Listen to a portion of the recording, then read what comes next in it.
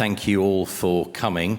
I've just had a conversation with somebody who didn't really believe that we were going to go through with our threat to have this tea party, but there you go. We're all here, and it's great to see so many of you, and it's great to see colleagues who have all helped to deliver the MET-Prevent study. So my first slide is really to thank all of you for taking part and for supporting research in general. I can't do my job, and my colleagues can't do their job as researchers without your help. Without you, our work is nothing.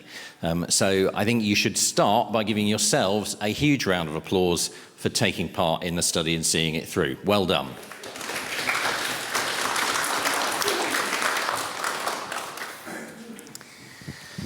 I want to start just by giving you a bit of background, and I gave a talk to some older people in Newcastle a few months ago who invited me to come and talk to them about why we do clinical trials, and I thought it might be helpful to put up a few slides about that, just to remind ourselves why we're here and why this work is so important. And we do trials for lots of different reasons, but the main reason we do them is to find out whether treatments work or not. So we do them to see whether treatments can work, and we do them to see whether treatments really work when we put them into the NHS, into the real world.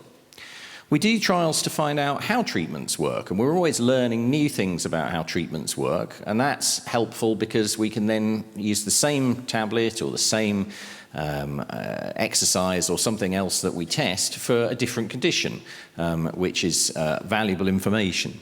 But we also do trials to understand what doesn't work and also what might do more harm than good. And again, we're always learning about that. We'll come on to this a little bit later in the talk, but there is always something new to learn about the treatments, even ones like metformin in this study that we have used for many, many years. So I'm a professor of trials for older people, and you would expect me to be passionate about wanting to involve all of you in clinical trials. But I just want to explain why that's so important. And the reason is, you're the people that get ill.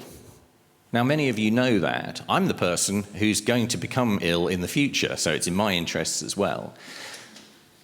But yet, we don't include older people in trials nearly as much as we should. You are the people who need the health service more than any other group. You are the people who have more conditions. You are the people that take more medications.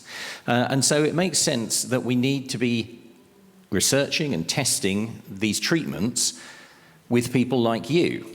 It is no good, really, taking people who are 40 and are fit and testing the treatment on those and then saying, oh, well, it works in a 40-year-old, so we'll just give it to somebody who's 80. We can't assume that what works when you're 40 works when you're 80.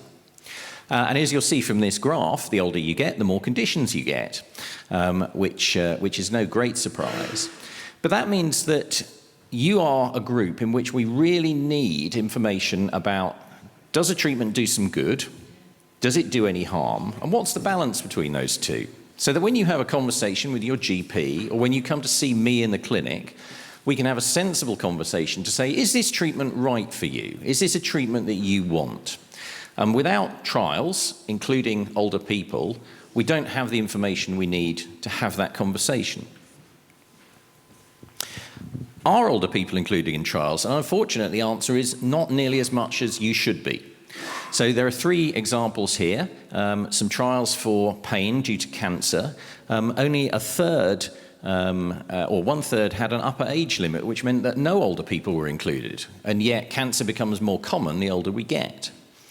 In the COVID pandemic, older people were excluded from half of all the trials for COVID, and almost all of the vaccine trials didn't include older people or included just a tiny number of older people.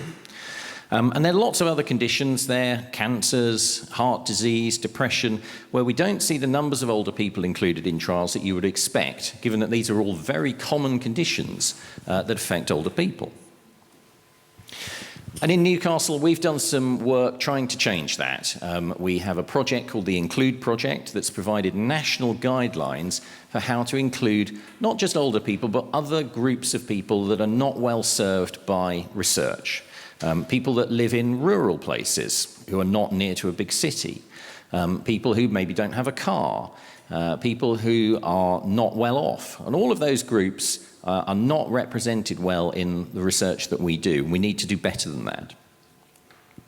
And we've actually recently produced some guidance for other research groups to show how it is possible to include more older people in more research studies. And this is national guidance that we've published recently. And that guidance allows us to show people how you can include, not exclude, older people, how to design studies that it's easy to take part in. You don't want to be walking half a mile from the hospital entrance in order to get to the research facility. How we work with you to choose the right questions to answer and the right studies to do, and also how to bring you into that design process so that we're measuring things that are important to you, not just what's important to me as a doctor or important to the health service, because those things are sometimes the same, but they're not always the same. So that's enough about me going on, and I want today to present you the results of MetPrevent that you all took part in. And I hope that in doing that, we'll demonstrate some of the ways that we've tried to make it easier for older people to come into trials, and how that has actually benefited the quality of the research that we're able to do, so we get better research. I want to thank a few people who are in the room and a few people who are not in the room. You, the volunteers, the participants, are the first and most important group to thank, but there are plenty of others. I want a particular thanks to Helen, who has been in touch with all of you and is our patient and public involvement and engagement coordinator, and who is the driving force behind today and a similar event that we're holding in Gateshead on Tuesday. And I think Helen in particular deserves a round of applause.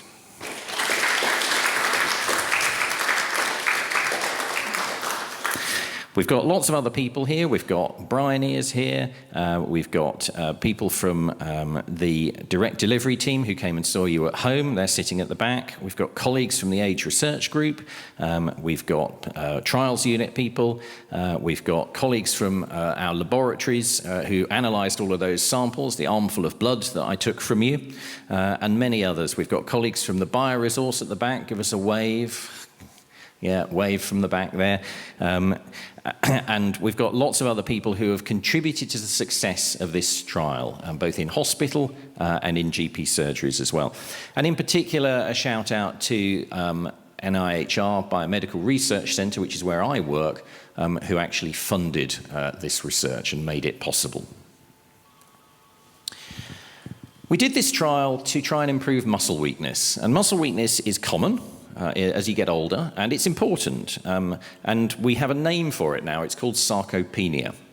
And it affects some older people more than others, but if your muscles are weak, it limits what you can do. It limits your ability to get up and down stairs, to get out of a chair, to open a jar, and these are things that you often tell us.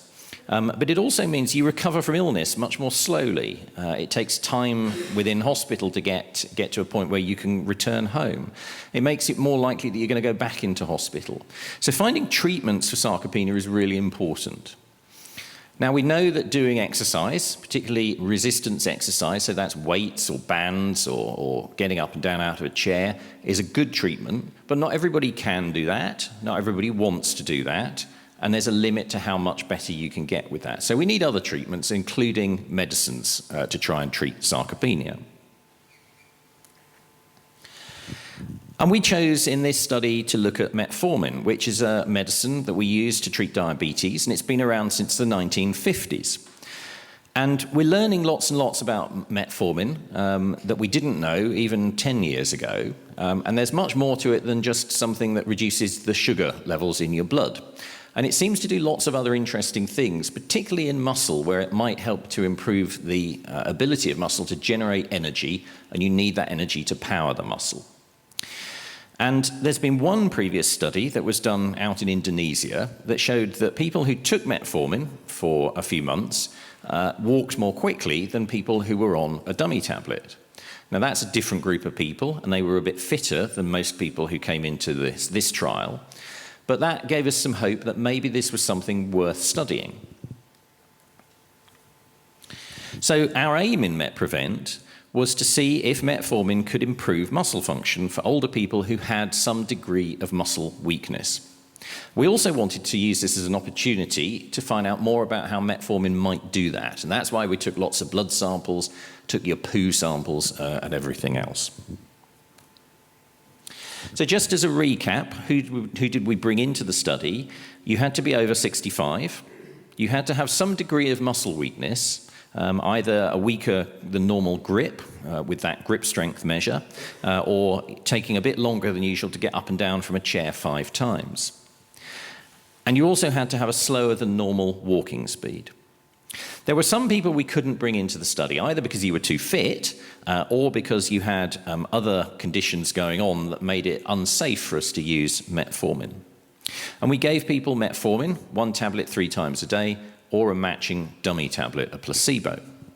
And you took that for 4 months. And we measured lots of things, and those of you who were in the study will remember this. We did walking, we did balance, we did grip strength, we took a measure of how much muscle there was in the body by attaching those little electrodes to your hands and feet. Those of you who weren't in the study, it's not as bad as it sounds. We took lots of bloods, and we took some stool samples as well, and asked you some questions about what you were able to do in daily life and what your quality of life was like. So who did we bring into the study? Well, 268 of you expressed interest in taking part. And we phoned the majority of those people and asked you a few simple questions to see whether you would be right for the study and the study would be right for you. We then went and did a screening visit, mostly at home, on 112 of you. And those of you who passed that screening visit then came into the study, were randomized and received the medication or the dummy tablet.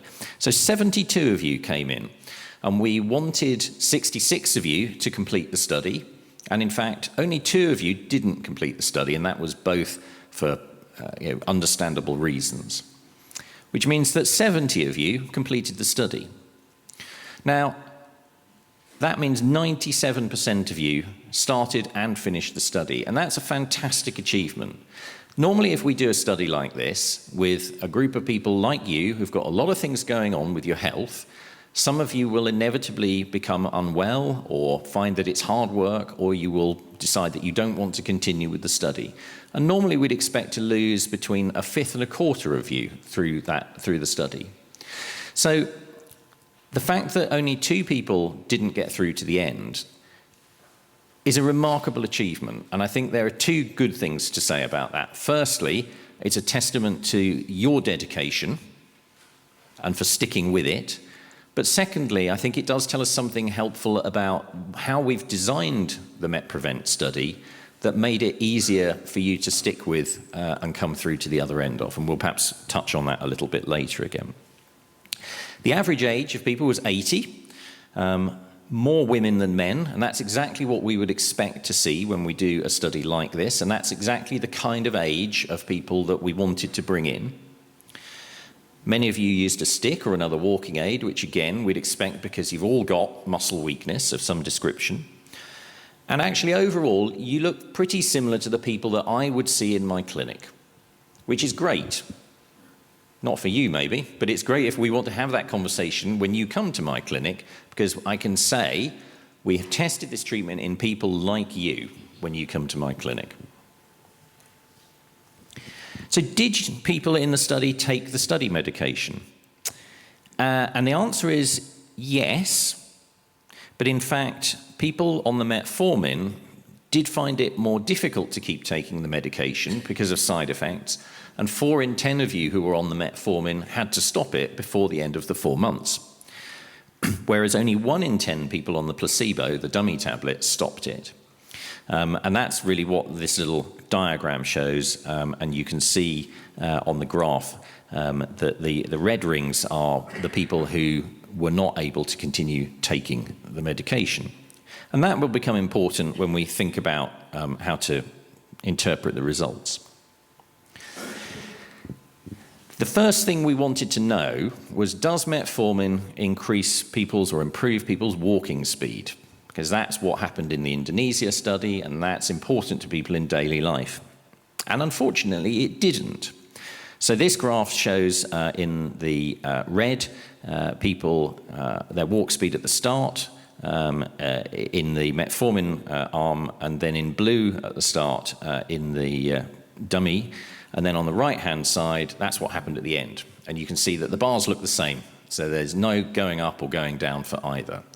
So on average, it didn't improve walking speed. And we looked to see whether there was a group that maybe got some benefit. So we looked at whether being younger or older had a difference, whether men benefited more than women, whether people who were a bit more frail or a bit stronger benefited. But in fact, the results looked very similar, however we looked at it. So it didn't look as though there was a specific group that might benefit. And we looked at lots of other things. We looked at the grip strength and the balance. We looked at the quality of life, the muscle size. We looked at how people were able to do things in daily life from the questionnaires. And for all of those things, we really didn't see a difference. If anything, then quality of life was a little bit worse at the end of the study in those of you who were taking the metformin, whereas it didn't really change in the people who were on the dummy tablet. The only thing that it did do that I wouldn't read too much into, but I'm going to point out to just make you all feel slightly better, is that people taking metformin felt a bit less tired. Now, whether that's because they were doing a little bit less, it's difficult to tell, because they did look as though they were a little bit less active when they were reporting as well. When we're doing a trial like this with people like you who have got a lot of other medical conditions, it's inevitable that sooner or later you're going to have an illness. Now, that might be a minor illness like a cold, or it could be something more significant that lands you in hospital. And unsurprisingly, when we asked you, have you had any illnesses, which we did at every single visit, almost all of you said, yes, I've had an illness at least once during your time on the study. So there was lots of things going on, and it's difficult sometimes to work out, well, is that just stuff, or is it things that are related to taking the study medication? But it's clear that more people had illnesses in the metformin group than they did in the dummy tablet group. And when we looked at that in more detail, that did seem to be because you were getting some side effects from the metformin. Now, when you came into the study, I spoke to all of you, or Claire spoke to you, about the fact that metformin could cause side effects. One of the interesting things we found, though, is that those side effects, like diarrhea or nausea, seem to be more common in this study than we had previously thought. And we thought about 1 in 10 people would get some sort of side effect from metformin, but actually it's rather more common than that, and it's more like 4 or 5 in 10 of you who are getting some sort of side effect. And I think that's important, and we'll come back to that a little bit later, because I think that has, there's some learning for us all about how we use metformin for other conditions. So things like diarrhea and nausea were the commonest side effects. So they were mostly things that we expected to happen. They were just more common than we expected. What was also striking, though, was that more people on metformin came into hospital, and that was for a variety of reasons. It wasn't just because you'd got diarrhea or you'd felt sick. There were lots of other reasons why people came into hospital, and it was more common to come into hospital on the metformin than it was when you were on the dummy tablet. And that's something, again, that we need to go away and do some more analysis about and share with colleagues, because that may be important. So to recap, the trial was successful in bringing in the right group of people, the people that we really wanted to know some answers for, and we really wanted to bring into the study. And there are people that look the same as the people that we see in our clinics. Many of you in this study had quite significant muscle weakness, and doing a study with a group like yourselves who are as weak as you are is not an easy thing to do, but it's a really important thing to do. Most studies that are done like this actually have people who are older but quite healthy, and they're actually quite fit, but it doesn't really tell us what we need to know. But despite that, almost all of you completed the trial, which is a fantastic achievement. Unfortunately, metformin did not improve muscle strength or muscle size, and it didn't improve quality of life either, which is really the end goal of all of this. And it did cause more side effects than we would expect, and certainly more than were in the other group. And that might be important for other groups of patients, such as people who've got diabetes, who have got muscle weakness, and we're thinking, well, maybe we should use metformin as a treatment for the diabetes. But you can see from our results that maybe metformin might not be the best choice for people when they get diabetes when they're older and we're thinking about metformin. If you've got diabetes and you're already on metformin and you're not having any side effects, I certainly wouldn't say go and stop it. But if we're thinking about which medication to choose to start treating diabetes, maybe metformin's not the right one if you are older and you've got muscle weakness. So isn't that a bit disappointing? Now, I'm used to this because I've done many trials before, and I've seen many trials produce results that I stand up and I do these talks, and I have to explain to people, well, it didn't do what we expected it to. But actually, it's not that disappointing, because knowing this doesn't work is really valuable. In part because it means, well, let's not spend time and energy looking at metformin any further. Let's go and look at something else. So it stops people from going down the rabbit hole. It's also told us, as I've just said, something very valuable about how we use metformin in day-to-day clinical practice. And understanding, as I said at the beginning, what works is important, but understanding what doesn't work is equally as important. It's also part of a jigsaw. Research isn't just about what one study shows. It's about putting together our study with what other studies are doing. And people are looking at metformin in other groups of people, particularly healthy, quite fit older people who are doing exercise. And in those groups, metformin doesn't seem to cause too many side effects, but it stops them benefiting from the exercise to the degree that they otherwise would. So maybe metformin's not a good choice for them either. So I just want to finish by saying, well, what are we going to do next? The first thing we're going to do is we're going to let the world know about these results, and telling you today is part of that process. We're going to get them published. We're going to talk to colleagues at conferences. We're going to analyze those other samples, and we've already made a start on that. And that will tell us more about sarcopenia and muscle weakness. It'll also suggest things for our next trial. And we're planning the next trial. Some of you have already been written to about a registry called Multiple. And somebody's actually returned their slip today. Thank you, Brenda. And that is going to be a list of people who would like to get information about taking part in our future studies. But we're also planning a new set of trials to test other ways to improve muscle weakness in people with sarcopenia. Some of those ways may be medicines, some of them may be nutrition-based, some of them may be novel ways to either do exercise or to mimic what exercise does. So we've got all sorts of exciting ideas, and rest assured, we know where you live. We're really keen to get back in touch with you. We are planning new trials, and it would be great if some of you were able to join us for some of those future trials. And by doing that, we're going to be able to make this better. You know, we're going to keep going until we find the treatments that work.